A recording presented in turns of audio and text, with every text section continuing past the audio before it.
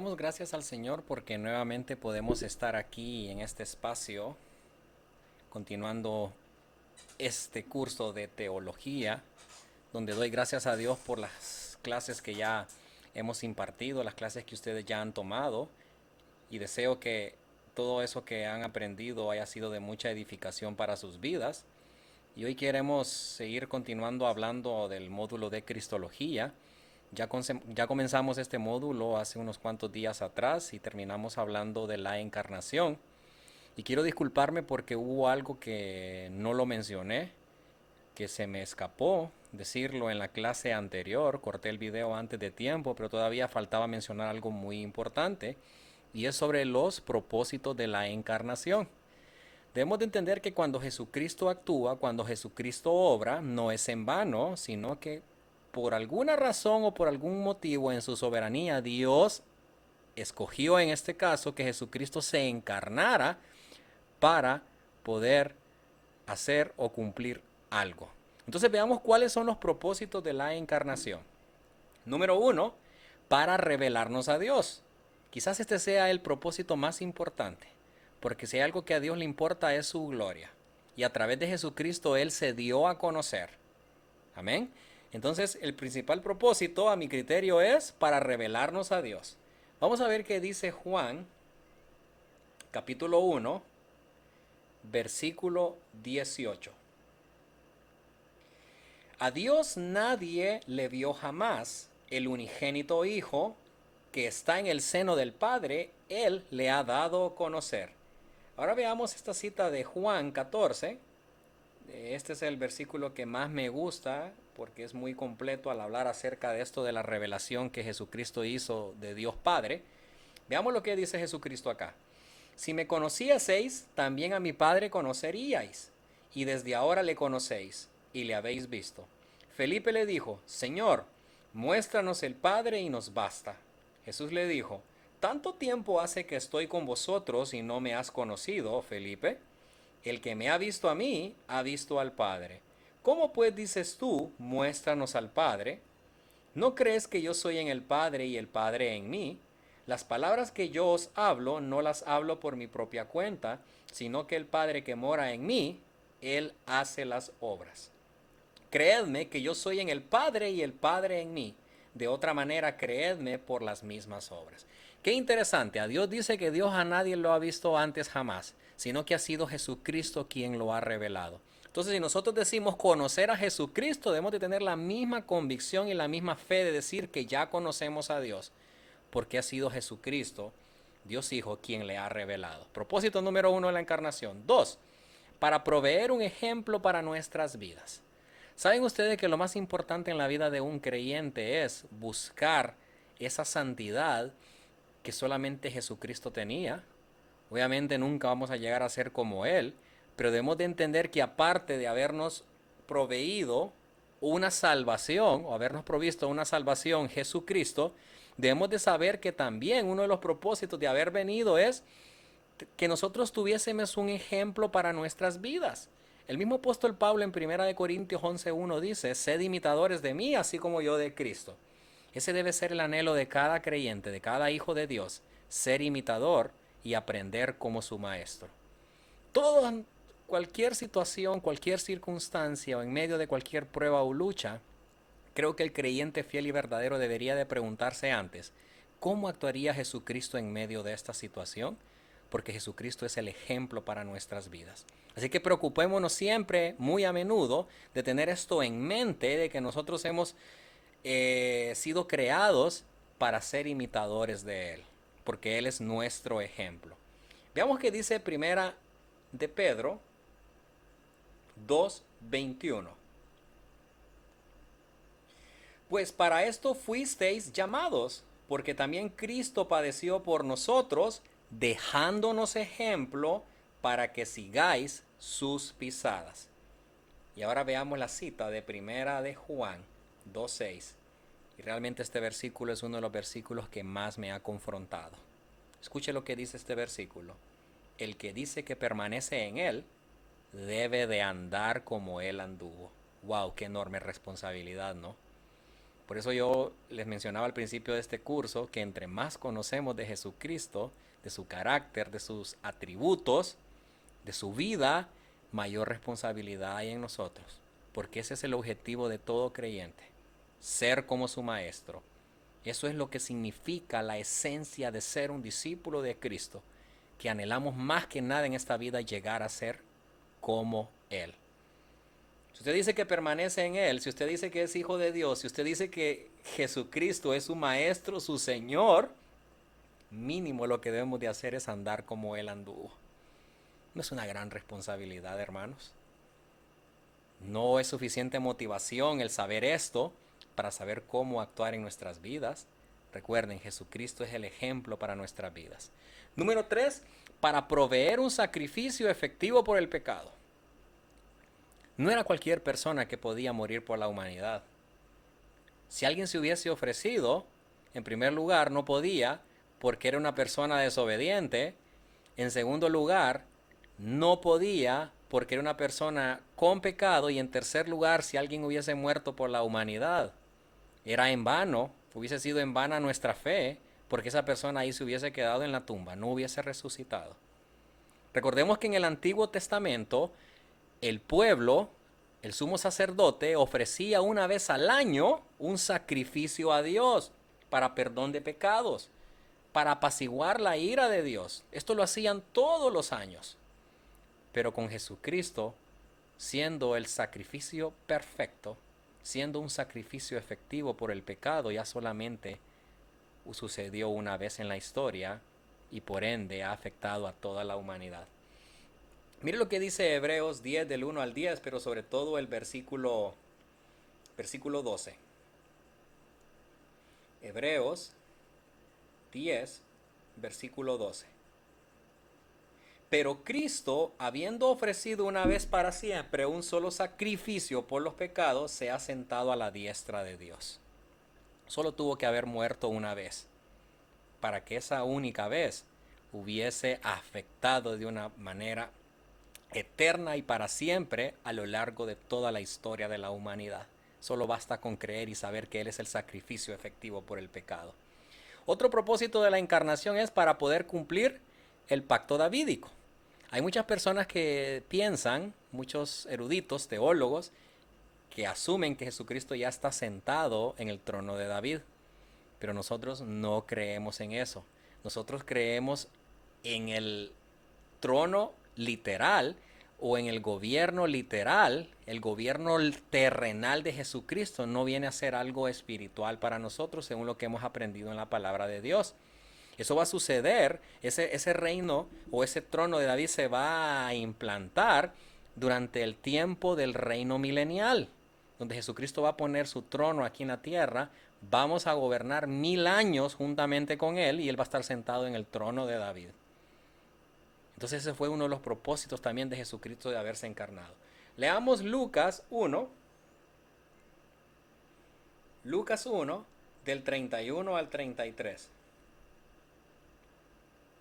Y ahora concebirás en tu vientre y darás a luz un hijo y llamarás su nombre Jesús. Este será grande y será llamado Hijo del Altísimo. Y el Señor Dios le dará el trono de David su padre y reinará sobre la casa de Jacob para siempre y su reino no tendrá fin.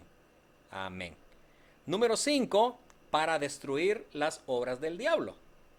Ese fue otro de los propósitos por los cuales Jesucristo murió y se encarnó.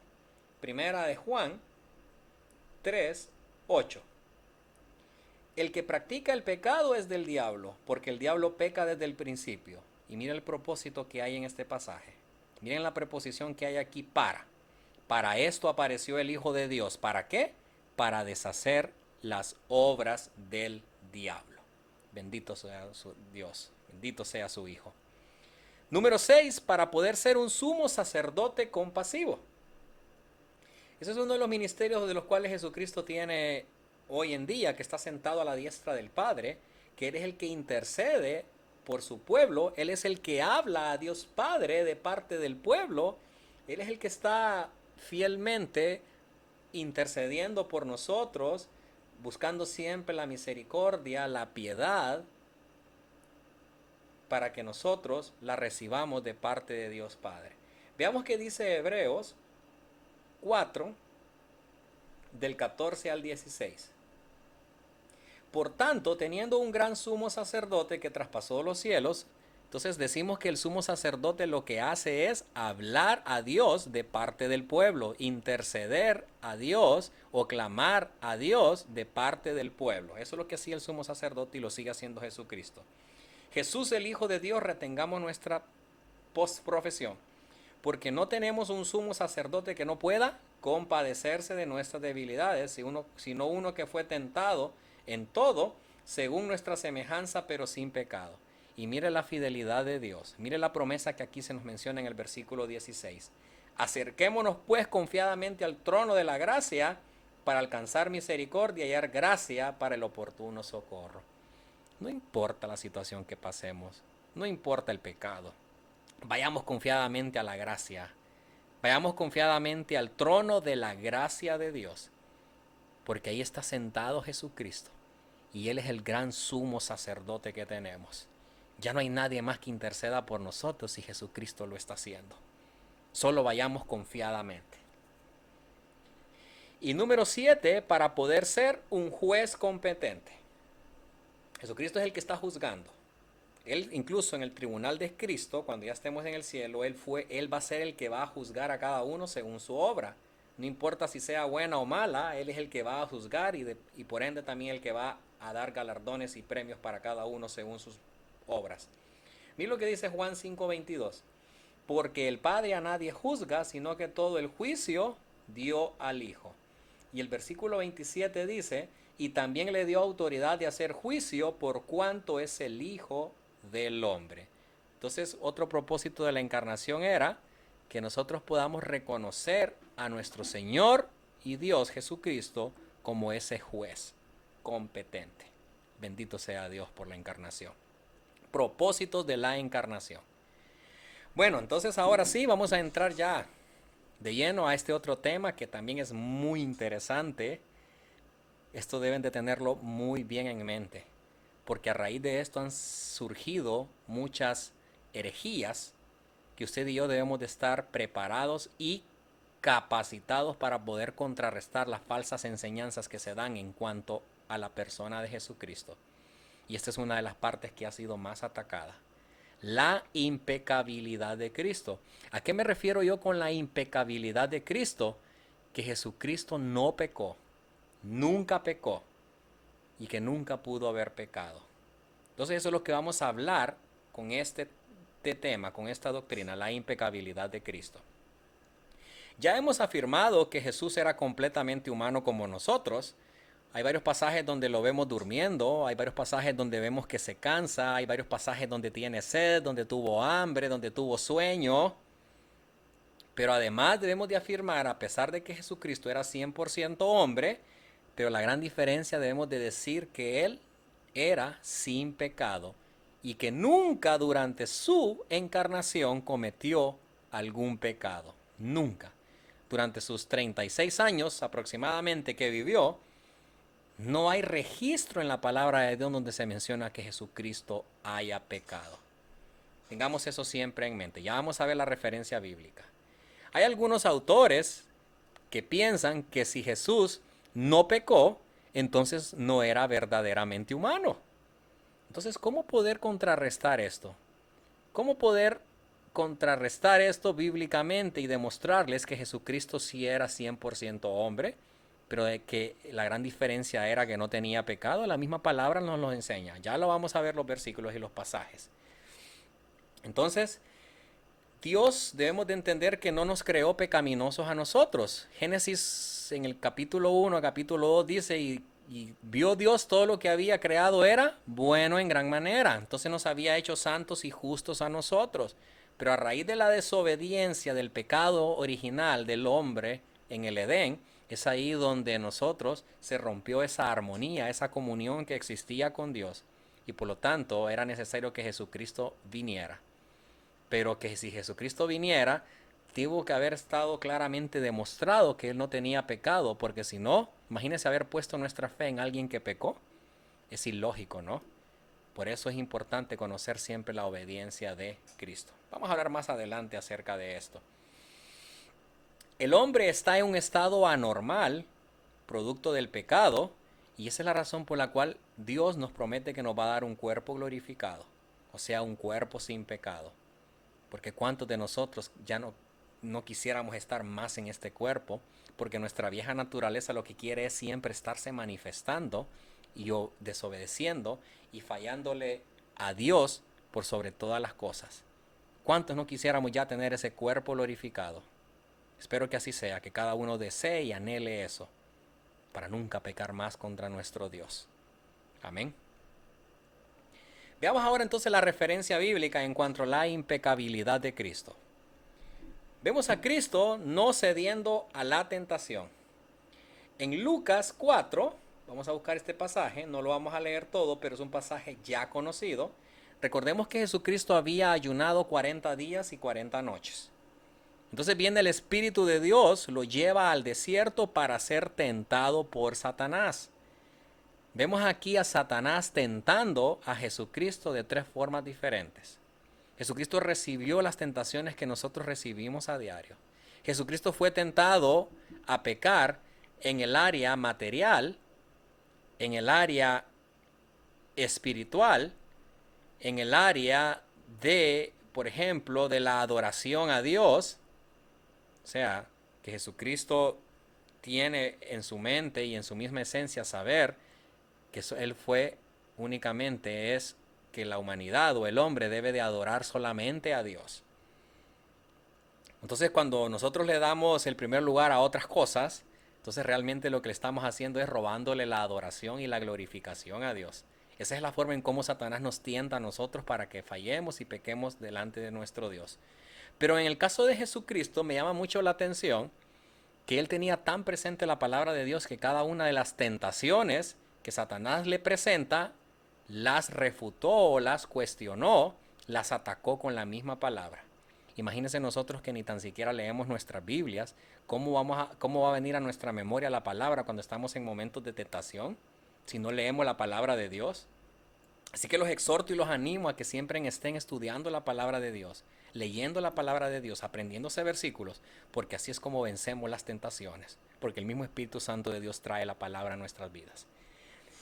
Y en cuanto a Jesucristo entonces, miren lo que dice el versículo 13 de ese capítulo. Y cuando el diablo hubo acabado toda tentación, se apartó de él por un tiempo. ¿Por qué se apartó? Se cansó, prácticamente se aburrió de intentar tanto hacer que Jesucristo pecara, pero no lo pudo. Se fue por esa misma razón, porque no pudo. Ahora veamos lo que dice Hebreos 4:15. Hebreos 4:15. Porque no tenemos un sumo sacerdote que no pueda compadecerse de nuestras debilidades, sino uno que fue tentado según nuestra semejanza, pero ¿qué? ¿Con qué diferencia? Sin pecado.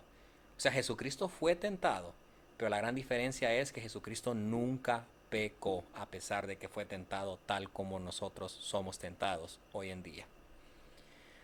Número 2. Nadie pudo culparlo de pecado. No sé si tengo mal esta cita bíblica aquí, pero hay un versículo que dice y que nadie lo pudo culpar de pecado. Vamos a ver qué dice Juan 8:46. Vamos a ver si es este. Me parece que no es este pasaje, pero hay un versículo que menciona.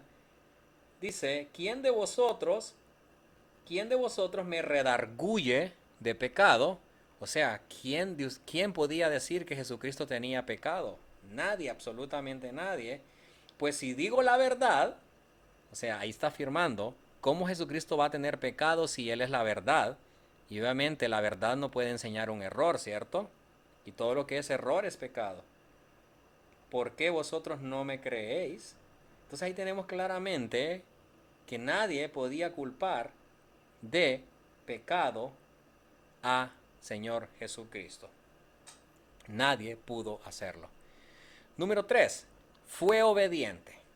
Y esto me encanta bastante, la obediencia que Jesucristo mostró, porque esto es uno de los mayores ejemplos que nosotros debemos de imitar de Él. Ser obediente hasta la muerte de cruz, dice que fue Jesucristo. Siempre se sujetó al Padre. Qué interesante, ¿no? Si usted y yo fuésemos obedientes, usted y yo no pecáramos. Pecamos por desobediente. ¿Sabían ustedes que el primer pecado de la humanidad fue la desobediencia? Y que fue esa misma desobediencia que se dieran todas estas consecuencias que trajo a la humanidad ese pecado, la misma desobediencia. Ahora tenemos la ley que Dios nos ha dado, y la ley lo que nos hace es, dice Romanos, dice Pablo, que la ley es nuestro ayo, o sea, alguien que cuida de nosotros, porque a través de la ley viene el conocimiento de lo que es malo, de lo que es bueno. A través de la ley nosotros sabemos si hemos transcurrido en pecado. Entonces nos ayuda a protegernos, a cuidarnos. Ahora, si usted conoce los mandamientos de Dios y sabe lo que debe de hacer, sabe lo que es pecado, sabe lo que es bueno, sabe lo que es malo, entonces ¿por qué pecamos? Por desobedientes, porque queremos. Si hubiese obediencia en nosotros, nadie fallaría delante del Señor. Mira lo que dice Juan 8:29. Porque el que me envió conmigo está, no me ha dejado solo el Padre, porque yo hago siempre lo que le agrada. Jesucristo mismo sometiéndose a la autoridad de su Padre. 15:10, Juan 15:10. Si guardareis mis mandamientos, permaneceréis en mi amor, así como yo he guardado los mandamientos de mi Padre y permanezco en su amor. Hay que ser obedientes, mis hermanos. Eso es lo que nosotros necesitamos para poder vivir en santidad. La obediencia es una de las principales herramientas que tenemos para poder vivir en santidad. Número 4. ¿Por qué decimos que Jesucristo nunca pecó? ¿Por qué no podía pecar? Porque Él es santo y justo. Veamos unas cuantas citas de Hechos, cómo se refieren aquí el apóstol Lucas, cómo se refiere Lucas a Jesucristo. 2:27. Porque no dejarás mi alma en el Hades, escribió Lucas aquí, ni permitirás que tu santo vea corrupción.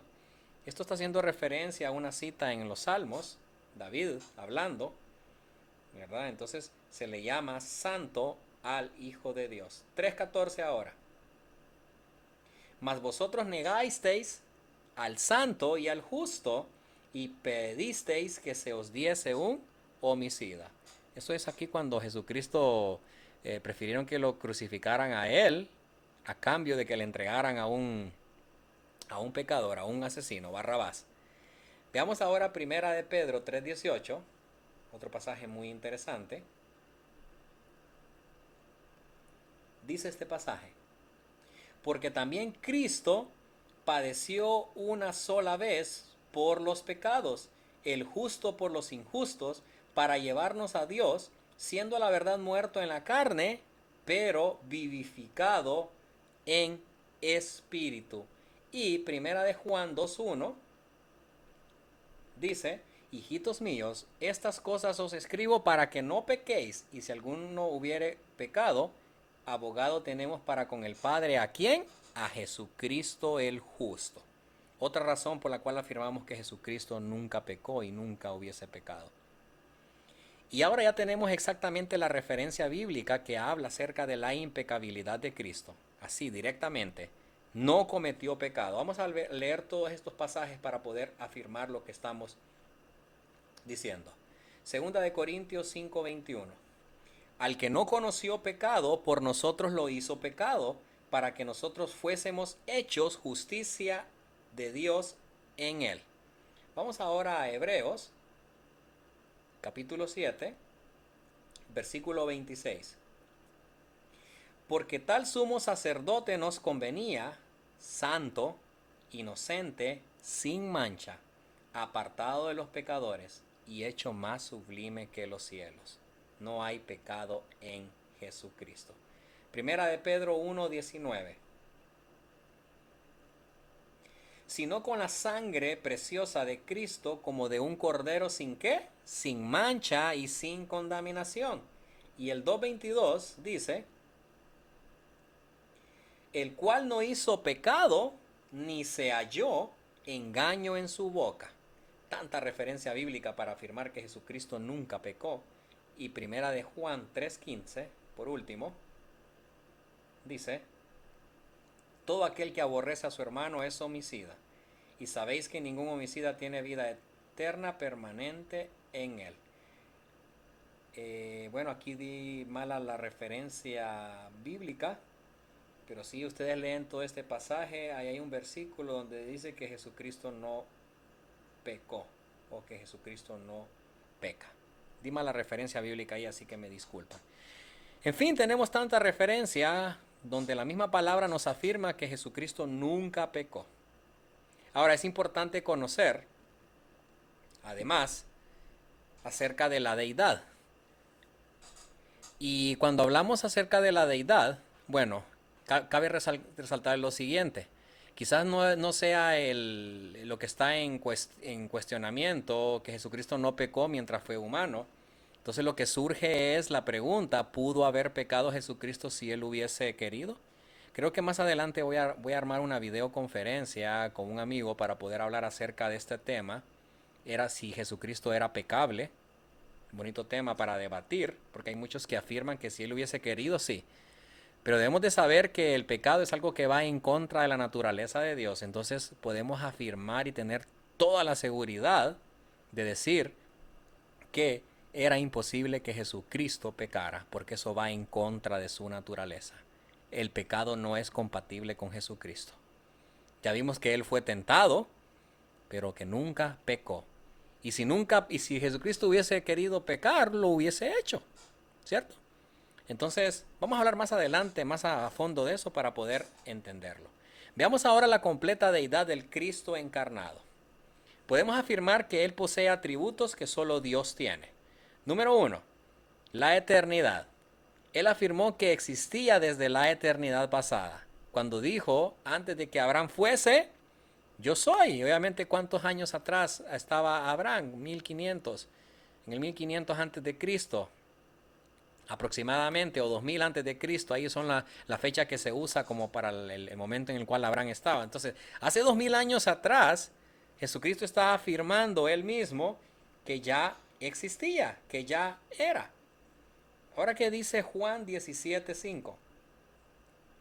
Ahora pues, Padre, glorifícame tú al lado tuyo con aquella gloria que tuve contigo antes que ¿qué? Que el mundo fuese. Jesucristo mismo afirmándose su eternidad. Omnipresencia. Se atribuyó a estar presente en todos los lugares. En Mateo 18:20 dice: porque donde 2 o 3 estén congregados en mi nombre, ahí estoy yo. Y esta congregación que se observa así, o sea, podía haberse dado incluso al mismo tiempo que habían 3 personas reunidas en el nombre de Jesús para tratar algún tema de disciplina, que eso es lo que trata este pasaje. Entonces, y de hecho eso pasa hoy en día, que cuando se reúne uno en el nombre de Jesús, entonces él está afirmando que es omnipresente, o sea que está en todo lugar. Pueden haber muchas personas reunidas en el nombre de Jesús ahorita y él está ahí con nosotros. Y esa es la promesa. Y Mateo 28:20, ¿qué dice? Enseñándoles que guarden todas las cosas que os he mandado, y aquí yo estoy con vosotros todos los días hasta el fin del mundo. Se está refiriendo a un grupo de personas en plural. Estoy con vosotros. Eso afirma que Jesucristo está en todo lugar. Y recordemos también el pasaje aquel de Salmos: ¿a dónde me iré de tu espíritu? Si al abismo voy, ahí estás tú. Si a las alas del alba voy, ahí estás tú. ¿A dónde me iré de tu espíritu? ¿A dónde me iré de tu presencia? Jesucristo está en todo lugar. Omnisciencia. Demostró conocimiento de cosas que solamente podía saber si fuese omnisciente. Tenemos aquí Jesucristo hablando de algún acontecimiento que todavía no le había pasado. Él está hablando de que iba a morir, de que iba a ser crucificado y que iba a resucitar. ¿Cómo sabía Jesucristo eso? Obviamente por el mismo atributo que él ya posee, que es la omnisciencia. Juan 4:29, vamos a leer este pasaje para afirmar más esto de la omnisciencia, que Jesucristo lo sabe todo, él es sabio. Venid, ved a un hombre que me ha dicho todo cuanto he hecho. ¿No será este el Cristo? Tenemos aquí a Jesucristo haciendo el oficio de profeta. Solamente una persona sabia podía hacer eso. ¿Qué otro atributo? La omnipotencia. Demostró y se atribuyó el poder de una persona omnipotente. Vamos a leer este pasaje de Marcos 5, del 11 al 15. Sabemos que Jesucristo hizo muchos milagros. Tenía la autoridad del Padre. Vemos aquí en Marcos 5, del 11 al 15, dice: vinieron pues a Jerusalén, y estando Jesús en el templo, comenzó a echar fuera a los que vendían y compraban en el templo, y volcó la mesa de los cambistas. Perdón, es Marcos 5. Marcos 5, perdón. Marcos 5, del 11. Estaba ahí cerca del monte un gran hato de cerdos paciendo, y le rogaron todos los demonios diciendo: envíanos a los cerdos para que entremos a ellos. Y luego Jesús les dio permiso, y saliendo aquellos espíritus inmundos, entraron en los cerdos, los cuales eran como 2000, y el hato se precipitó en el mar por un despeñadero, y en el mar se ahogaron. Y los que apacentaban los cerdos huyeron y dieron aviso en la ciudad y en los campos, y salieron a ver qué era aquello que había sucedido. Vienen a Jesús y ven al que había sido atormentado el demonio y que había tenido la legión, sentado, vestido y en su juicio cabal, y tuvieron miedo. Miren el poder de Dios, que aún hasta los mismos demonios, dice la palabra de Dios, que tiemblan. Aún los mismos demonios se sujetan a la autoridad y al poder de nuestro Señor Jesucristo, porque Él también es omnipotente. Y hay otros atributos de la deidad que le son atribuidos por otros. Por ejemplo, el autor de Hebreos le dice que Jesucristo es el mismo hoy, ayer y por los siglos. O sea, está hablando de lo que ya mencionamos anteriormente, la inmutabilidad. O sea, que Dios no cambia. Jesucristo no cambia. No es hombre para arrepentirse. Ha sido siempre el mismo por la eternidad. Entonces hay varios atributos o perfecciones, como bien mencionamos, que es la mejor palabra para referirnos a esto, cuando hablamos del carácter de Dios. Pero también están otros que son el mismo que se los confiere. Número 2. Él hace obras que solamente Dios puede hacer. Y mire qué interesante. Y eso fue una de las cosas que las cuales Jesucristo fue criticado. Y lo acusaron de blasfemo por estar perdonando pecados. Mas sin embargo no sabían que Jesucristo es el mismo Dios. Y Él tiene la autoridad para perdonar pecados eternamente. Los hombres pueden hacerlo temporalmente, pero Cristo da perdón eterno. Jesucristo perdona pecados. Número 2, da vida. Él le da vida espiritual a cualquiera que Él desee dársela. Vamos a leer este versículo, Juan 5:21. Porque como el Padre levanta a los muertos y les da vida, así también el Hijo a los que quiere da vida. Obras que solamente Dios puede hacer. Resurrección. ¿Cuántos ejemplos tenemos o cuántos casos vemos en la palabra de Dios que Jesucristo resucitó a las personas de la muerte, levantó a los muertos?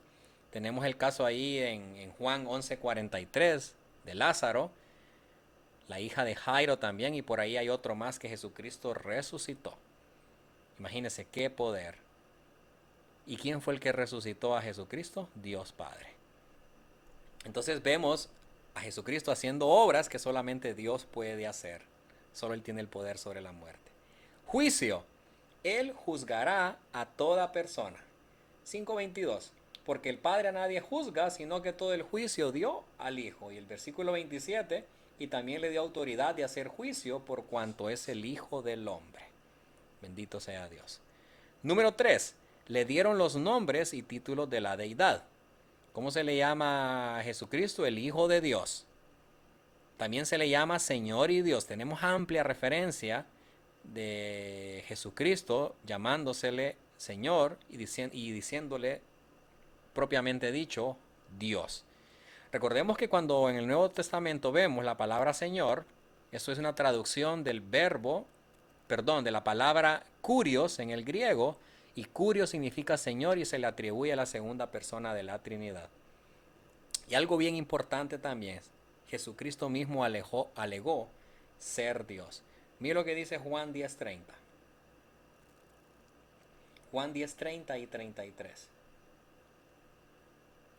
Yo y el Padre uno somos. Y el versículo 33, le respondieron los judíos diciendo, por buena obra no te apedreamos, sino por la blasfemia, porque tú siendo hombre, te haces Dios. O sea, él mismo, Jesucristo, afirmaba ser Dios. Porque él mismo decía que el Padre y él uno somos. Increíble. Bien, vamos a entrar ahora a un tema muy importante que conozcan. Este es un término teológico y es la unión hipostática. No es un término que aparece así en forma literal, esta definición en la palabra de Dios, pero por conceptos que vamos a ver, se le ha atribuido este nombre, unión hipostática, por los teólogos a lo que hoy vamos a aprender. Vamos a hablar entonces ahora acerca de la unión hipostática. ¿Qué es la unión hipostática? Mire qué interesante. Tenemos aquí a Jesucristo hombre, 100% humano, ya lo hemos hablado. Pero también tenemos aquí a la naturaleza divina de Dios, 100% Dios. Entonces, básicamente, ¿a qué se refiere el término unión hipostática? Cómo esa naturaleza divina se unió con esa naturaleza humana y siempre fue el mismo Jesucristo. O sea, ¿cómo podemos explicar esa unión de una naturaleza divina y una naturaleza humana? Eso es la unión hipostática, la unión de la deidad y la humanidad. ¿En dónde? En Cristo encarnado. Qué interesante conocer esto, así que pongan mucha atención, concéntrense, porque esta es una de las doctrinas que ha sido bastante atacada también. Así que espero que podamos entenderla.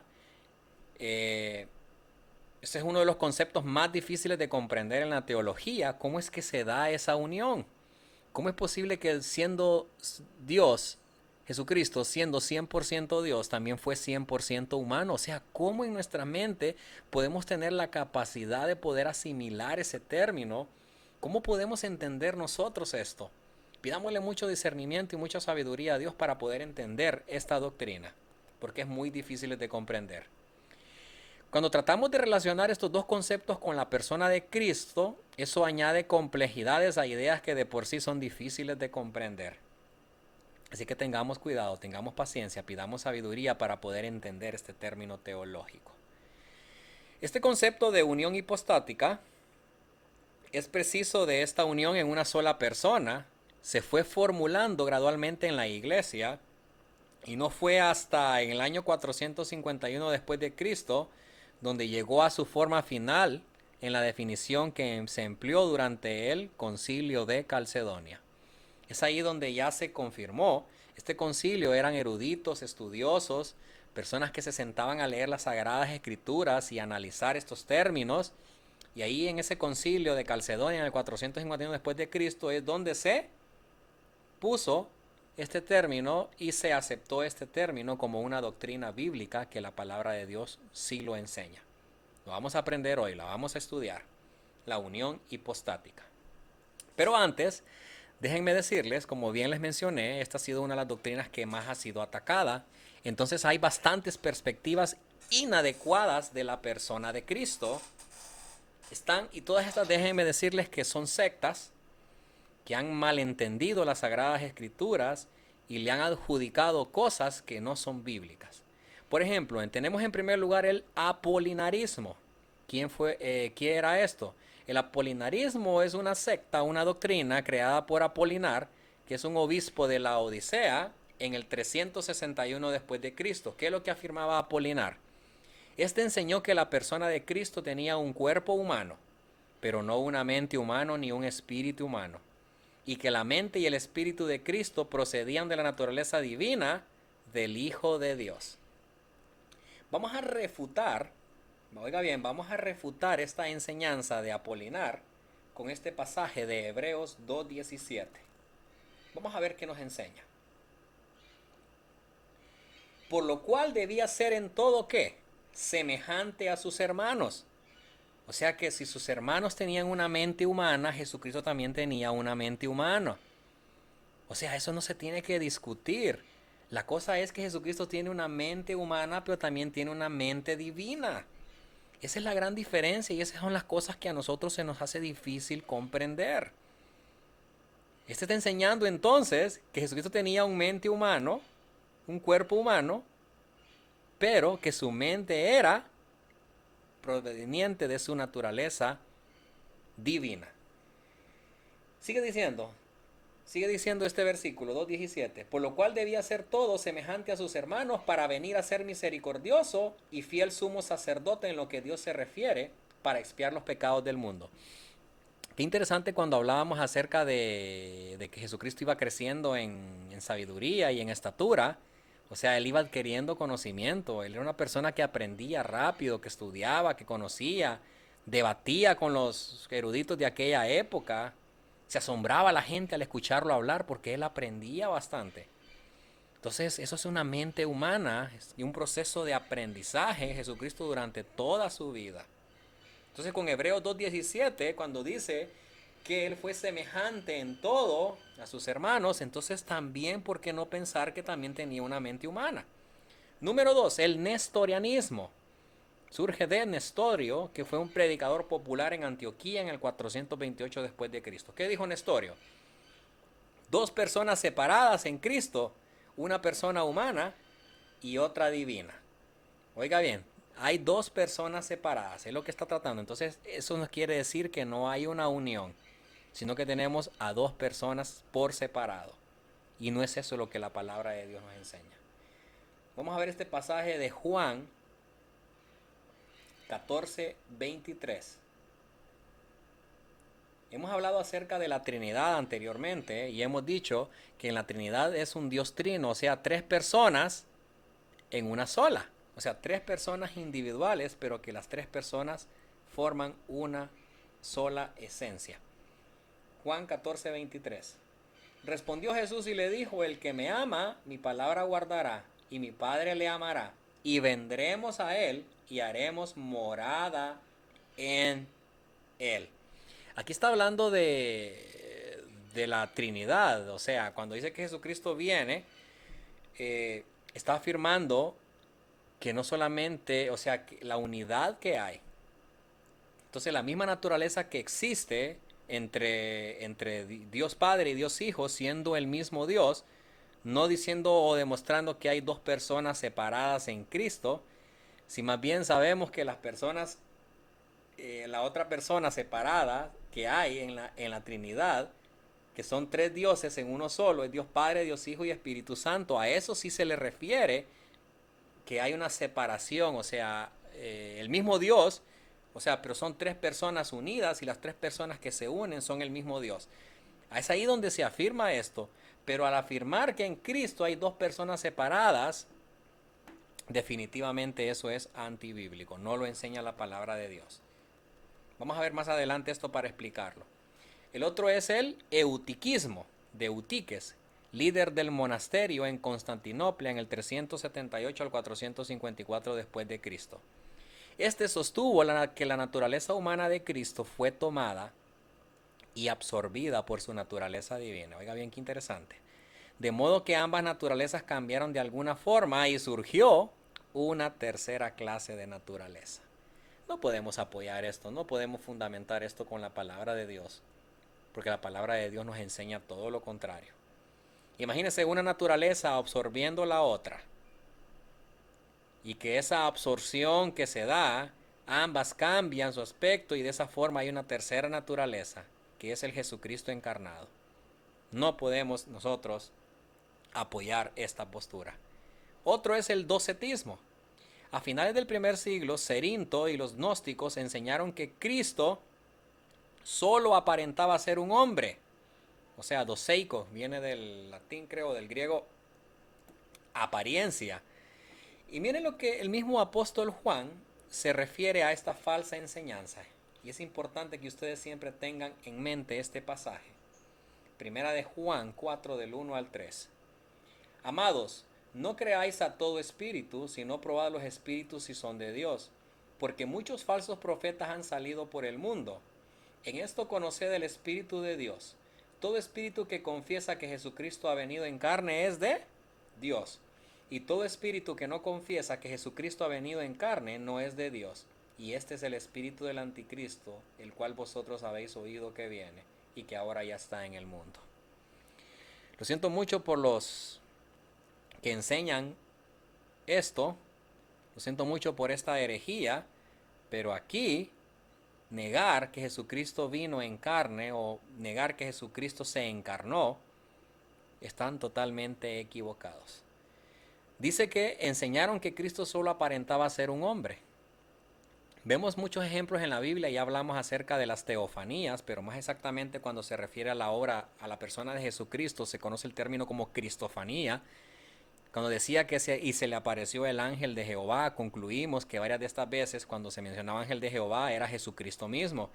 Eso sí era una apariencia, eso sí era una representación de Jesucristo, pero no la esencia de cómo es la naturaleza divina de Jesús. O cuando aquel varón que se le presentó a Josué, demostrándole que ya estaba listo para ir a pelear, el varón con la espada, ese era Jesucristo.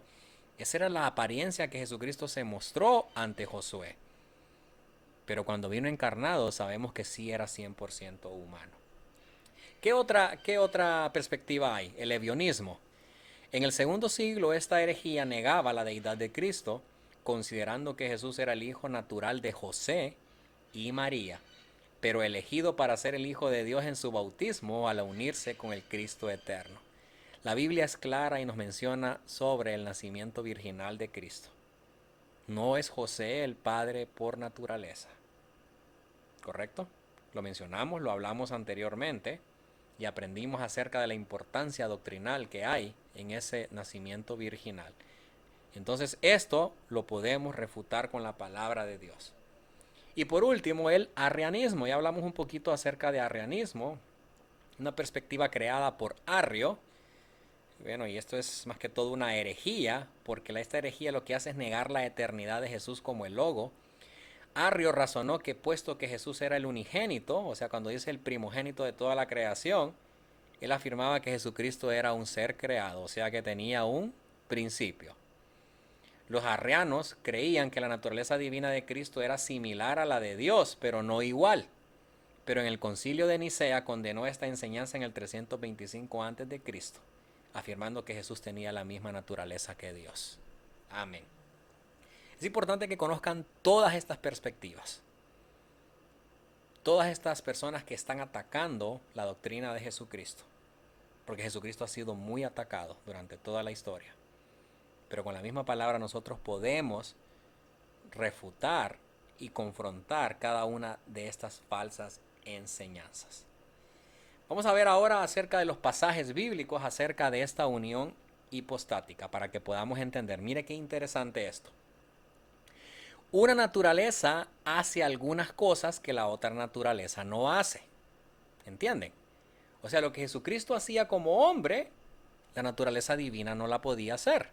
Bueno, no es que no la podía hacer, sino que cada naturaleza tenía su función. Cada naturaleza hacía ciertas cosas. Vamos a ver este cuadro y mire qué interesante este cuadro. Tenemos la naturaleza humana y tenemos la naturaleza divina, unidas en una sola persona, en el Cristo encarnado. En su naturaleza humana vemos a Jesucristo ascendiendo al cielo y que ya no está en el mundo. Pero ya no está como Jesucristo hombre. Pero divinamente hablando ya hemos visto que Jesucristo es omnipresente, o sea que está en todas partes. Está ahorita aquí conmigo, está con ustedes ahí. Entonces podemos ver que divinamente hablando Jesucristo está en todo lugar. Pero humanamente no, solamente cuando vino como un hombre encarnado. Número 2, en la naturaleza humana se nos menciona la palabra en Lucas 3:23 que Jesús tenía alrededor de 33 años. Pero en su naturaleza divina ya vemos que ha existido desde la eternidad. Juan 1 del 1 al 12 dice, en el principio era el verbo y el verbo era con Dios y el verbo era Dios. Antes de que Abraham fuera, yo soy. Por eso es importante cuando estudiamos acerca de la preexistencia de Jesús, de saber que aún antes de haber sido encarnado, Él ya existía. O sea, ¿qué naturaleza? La naturaleza divina. Pero al momento de que fue encarnado, empezó a existir justo desde ese momento, cuando vino el cumplimiento del tiempo. Gálatas 4:4. Ahora, humanamente hablando, sabemos que Jesucristo era débil y se cansaba. Pues eso afirma que Él te poseía la naturaleza humana. Pero divinamente hablando sabemos que es omnipotente. Él tiene el poder. Tiene la autoridad sobre todo. Él es parte de la... O sea, él parte de la creación. O sea, por Jesús fueron creadas todas las cosas, por Él y para Él. La omnipotencia de Dios. Humanamente, y mire qué interesante, este es uno de los mejores ejemplos para ver cómo las dos naturalezas divinas están presentes en Cristo. Recordemos que Jesucristo está durmiendo durante el momento en que los discípulos están sufriendo una gran tempestad. Le vemos a Jesucristo aquí, humanamente hablando, ¿qué? Durmiendo. Pero cuando los discípulos lo van a despertar, Jesucristo despierta y ¿qué es lo que hace? Calmar la tempestad. ¿Qué naturaleza hizo esa? La naturaleza divina. Qué interesante, ¿no? Podemos ver la combinación de las dos naturalezas. Vemos a Jesucristo durmiendo, pero ese Jesucristo que estaba durmiendo es el mismo Jesucristo que calma la tempestad. Humanamente hablando, murió. Pero sabemos que resucitó al tercer día y luego ascendió a los cielos. Pero divinamente hablando, nunca ha muerto. Siempre ha existido, siempre ha estado. Fue tentado, humanamente hablando, pero nunca pecó. Pero en Santiago 1:15 nos dice que Dios no puede ser tentado ni Él tienta a nadie. Entonces, este cuadro es muy interesante tenerlo en mente porque vemos que una naturaleza hace algunas cosas que la otra naturaleza no hace. Número 2. Lo que haga cualquiera de las dos naturalezas, lo que debemos de afirmar y de reconocer es que quien lo hace es la persona de Cristo. Vemos aquí la referencia bíblica diciendo, la naturaleza humana de Cristo hizo esto. La naturaleza divina de Cristo lo que hizo fue sanar a los enfermos. La naturaleza divina de Cristo fue la que tuvo la potestad o la autoridad sobre los demonios, sobre las enfermedades. No, no se menciona, sino que se le atribuye a quién, a la persona de Cristo. Él afirmó existir antes, cuando dice que antes de que Abraham fuese, yo soy, no una naturaleza específica. No dijo, yo existo en forma divina, mi naturaleza divina existe aún antes. No, se lo está atribuyendo a él como persona. 2. Murió Cristo como persona, aunque su cuerpo humano cesó de existir y de funcionar. Número 3.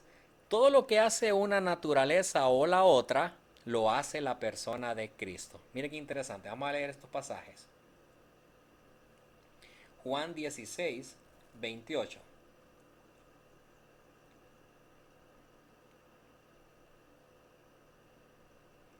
Salí del Padre y he venido al mundo. Otra vez dejo el mundo y voy al Padre. Veamos ahora el 17:11. Y ya no estoy en el mundo, mas estos están en el mundo y yo voy a ti. Padre Santo, a lo que me has dado, guárdalos en tu nombre para que sean uno, así como nosotros. Todo lo que hace una naturaleza, ¿quién lo está haciendo? Lo hace la persona de Cristo. Y mire qué interesante esto. Títulos que nos recuerda que una naturaleza la puede usar la persona aun cuando la acción fue hecha por la otra naturaleza. ¿Qué quiere decir con esto? Podemos decir que Jesucristo, humanamente hablando, hizo una acción, pero en el pasaje se le está atribuyendo a la naturaleza divina. Vamos a leer estos versículos para que podamos entender. Es importante que puedan entender esto. Mire 1 Corintios 2:8. La que ninguno de los príncipes de este siglo conoció, porque si la hubiese conocido, ¿qué? Nunca habrían crucificado a quién. Dice al Señor de la gloria. Entonces el Señor de la gloria, ¿quién es? Jesucristo, pero en su plenitud, en toda su deidad. Se está refiriendo a la naturaleza divina. Entonces aquí están afirmando que a quien crucificaron, o sea, no está afirmando que fue a Jesucristo hombre, a Jesucristo encarnado, sino crucificaron a quién? Al Señor de la gloria. Mire qué interesante. Lucas 1:43. Perdón, pero es que me emociono bastante hablar de estas cosas. Y me emociona aún más que ustedes estén entendiendo estas cosas. Espero que me esté dando a explicar para que ustedes puedan comprender bien este término y manejarlo bien acerca de la doctrina de la unión hipostática. Lucas 1.43. Lucas 1.43, vamos a ver qué dice. ¿Por qué se me concede esto a mí, que la madre de quién? De mi Señor. No dice de la madre de Jesús, o sea, de Jesucristo hombre. Que la madre de mi Señor, ya sabemos que Señor es del original griego, kurios, y significa la segunda persona de la Trinidad. Venga a mí. Ahora veamos ahí María o Elizabeth diciéndole esto a María, la madre de mi Señor. Lucas 2.11. Que os ha nacido hoy en la ciudad de David un Salvador, ¿quién? ¿El Hijo del Hombre? ¿Jesucristo encarnado? No, que es Cristo el Señor. Entonces mire qué interesante. Títulos que nos recuerda que una naturaleza la puede usar la otra persona, usar la persona, aun cuando la acción fue hecha por la otra naturaleza. No sé si me explico, no sé si me entendieron bien lo que traté de afirmarles aquí. Entonces, todo esto se le atribuye a la persona de Cristo, no a la humanidad, no a su humanidad, no a su divinidad, sino quien lo hace todo es la persona de Jesucristo, o sea, la segunda persona de la Trinidad. Es interesante hablar acerca de la unión hipostática. Ya les dije que es complicado entender esto, o sea, cómo poder ver esas dos naturalezas unidas, pero que ambas representan la persona de Cristo. Pero ya tenemos varios ejemplos. Espero que les haya entendido y espero que les haya gustado. Y por último, antes de entrar a otro tema, y vamos a dejar aquí, vamos a parar este video aquí, solo quiero mencionarles rápidamente acerca de los oficios de Cristo. Vemos a Jesucristo ejerciendo varios oficios. Lo vemos como Cristo como profeta, la designación de Cristo como profeta, él mismo se llamó profeta. También vemos a Cristo como sacerdote y también vemos a Cristo como rey. Esos son los oficios que Jesucristo desempeñó mientras fue o mientras estuvo encarnado. Les dejo todas esas amplias referencias bíblicas para que ustedes las puedan leer y de esta forma poder comprobar cada uno de los oficios de Cristo. Eso se los puse ahí para mencionarlos así a manera de cultura general, de que ustedes aprendan información general, saber cuáles son los oficios de Cristo. Profeta, sacerdote y rey. Bueno, damos gracias a Dios por esta clase más que hemos realizado. Espero que haya sido de mucha bendición y de mucha edificación para sus vidas. Cualquier duda o comentario que puedan tener, pueden hacerlo ahí en los comentarios del video. Que el Señor les bendiga. Bendiciones. Hasta la próxima.